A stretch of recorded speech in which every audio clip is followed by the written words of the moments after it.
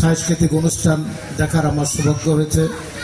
অত্যন্ত মনোমুগ্ধকর, ভালো এবং স্কুল একটি সাংস্কৃতিক পরিমণ্ডলে এই স্কুলের শিক্ষকরা ছাত্রছাত্রীদেরকে শিক্ষা দিচ্ছেন, এটি দেখে মনে হয়েছে। আমরা ৭১ সালে মুক্তিযুদ্ধ করেছি আমাদের দেশের ঐতিহ্য ধারণ করার জন্য, সংস্কৃতিকে ধারণ করার জন্য, সংস্কৃতিকে ধরে রাখার জন্য।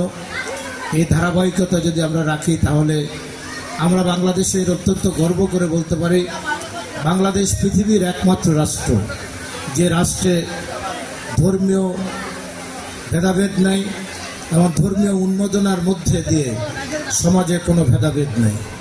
আমরা একটি অহিংস রাষ্ট্র হিসাবে পৃথিবীতে বিশ্বাসী। এই দেশেরই লালন, অনেকে বলেন অসাম্প্রদায়িক কথাবার্তা বলেন, সহনশীলতার কথা বলেন, কিন্তু 100 বছর আগে, 100 বছর আগে এই দেশেরই সন্তান লালন যে গানটি গেয়ে গেছেন, আমি জনমকালে কি জনমকালে কি জাত নিয়ে এলাম, যাবার কালে যে কি জাত নিয়ে যাব। এই যে জাতবিহীন বর্ণবিহীন একটি সমাজ করার অহিংস বাণী লালন নিয়ে এসেছেন এদেশে। এরপর নজরুল নিয়ে এসেছেন, রবীন্দ্রনাথ নিয়ে এসেছেন, অনেক মনীষীরাই নিয়ে এসেছেন।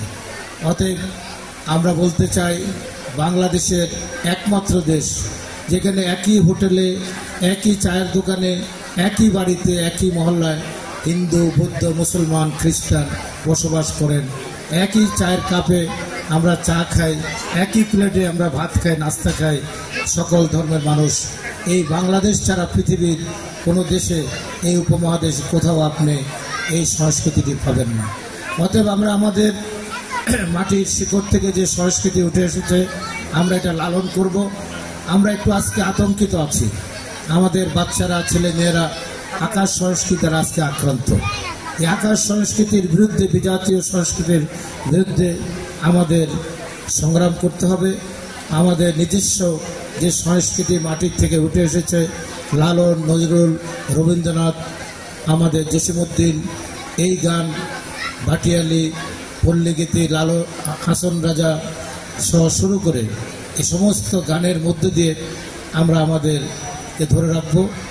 আমি আমার বক্তব্য বিশেষ দীর্ঘায়িত করতে চাই না। পরিশেষে আমাকে কিছু কথা বলার সুযোগ করে দেওয়ার জন্য স্কুল কর্তৃপক্ষ এবং আজকের এই যারা এই প্রাক্তন ছাত্র স্কুল এবং ছাত্রছাত্রীরা যে অনুষ্ঠানটি করছেন, সেই অনুষ্ঠানের যিনি সভাপতি উনি আমাকে দাওয়াত দিয়েছেন, আমার সহকর্মীকে দাওয়াত দিয়েছেন। এজন্য আমার পরিবারের পক্ষ থেকে, বিশেষ করে আমি যে দলটি করি বিএনপি জাতীয়তাবাদী দল, এই দলের বেগমগঞ্জ পৌরসভার পক্ষ থেকে তথা নোয়াখালী জেলার পক্ষ থেকে আপনাদের স্কুলের সকলকে ধন্যবাদ জানিয়ে আমি আমার বক্তব্য এখানে শেষ করছি। আল্লাহ হাফেজ।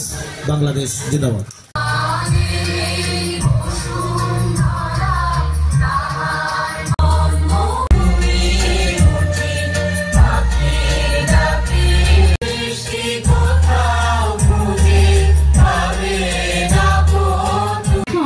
মঞ্চে পরিবেশনা নিয়ে আসবেন ছোট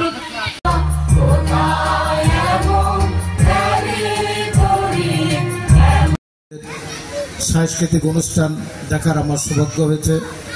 অত্যন্ত মনোমুগ্ধকর,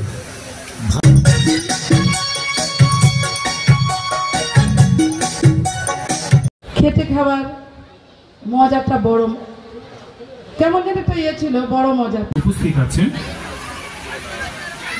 বেগমগঞ্জ উপজেলা যুব দলের আহ্বায়ক